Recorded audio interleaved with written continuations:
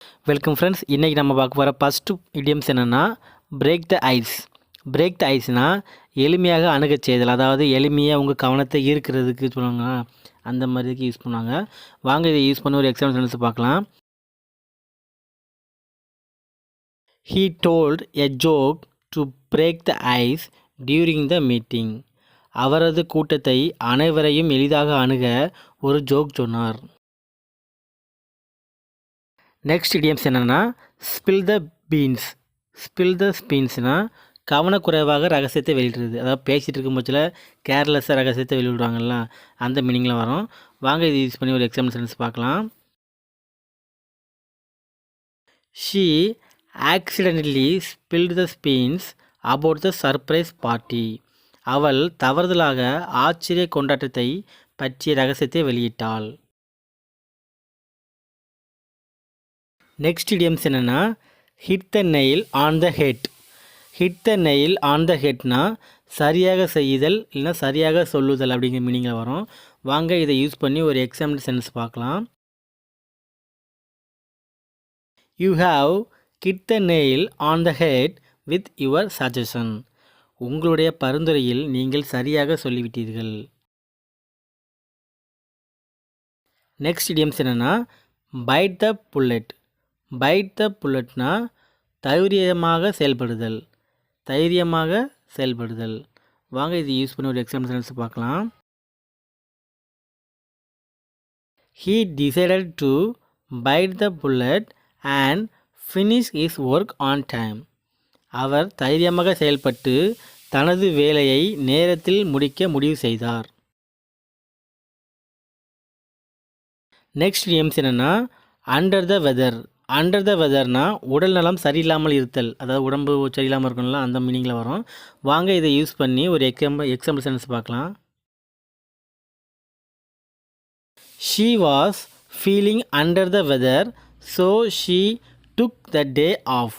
அவள் உடல் நலம் சரியில்லாமல் இருந்ததால் அவள் ஓய்வு எடுத்தாள். நெக்ஸ்ட் இடியம்ஸ் என்னென்னா piece of cake. Piece of கேக்னா எளிமையாக இருத்தல் அப்படிங்கிற மீனிங்கில் வரும். வாங்க இதை யூஸ் பண்ணி ஒரு எக்ஸாம்பிள் சென்டென்ஸ் பார்க்கலாம். The test was a piece of cake for him as he prepared well. தயாராக இருந்ததால் தேர்வு அவனுக்கு மிகவும் எளிமையானதாக இருந்தது. நெக்ஸ்ட் இடியம்ஸ் என்னென்னா once in a blue moon. Once in a blue மூன்னா எப்போமாவது, ரேர், அதாவது ஆடிக்கு ஒரு வாட்டி, அமாவாசை ஒரு வாட்டி இருக்குது பார்த்தீங்களா, அந்த மீனிங்கில் வரும். வாங்க இதை யூஸ் பண்ணி ஒரு எக்ஸாம்பிள் சென்டென்ஸ் பார்க்கலாம்.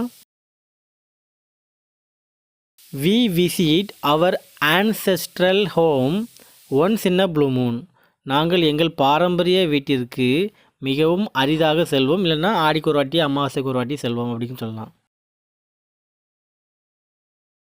நெக்ஸ்ட் இடியம்ஸ் என்னென்னா let the cat out of the bag. Let the cat out of the bag அப்படின்னா தெரியாமல் ரகசியத்தை வெளியிடுதல், அதாவது சொல்லணுமா சொல்லாண்டாமா அப்படிங்கிறது நம்ம தெரியாமல் வெளியிடுறது.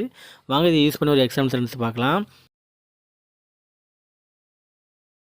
He let the cat out of the bag about the new project. அவர் புதிய திட்டத்தை பற்றிய ரகசியத்தை வெளிப்படுத்தினார். நெக்ஸ்ட் இடியம்ஸ் என்னென்னா cost an arm and a leg.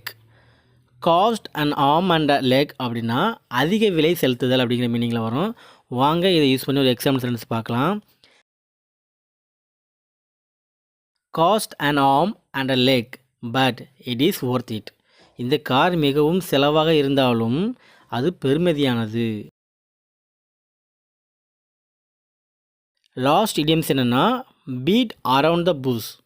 Beat around the புஷ்னா சுற்றி வளைச்சி பேசுகிறது, டேரக்டாக சொல்லாமல் சுற்றி வளைச்சி இன்டெரக்டாக பேச பார்த்தீங்களா, அந்த மீனிங்கில் வரும். வாங்க இதை யூஸ் பண்ணி ஒரு எக்ஸாம்பிள் சென்டென்ஸ் பார்க்கலாம்.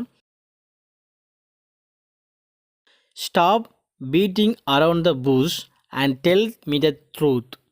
சுற்றி வளைச்சி பேசாமல் உண்மையை சொல்லுங்கள்.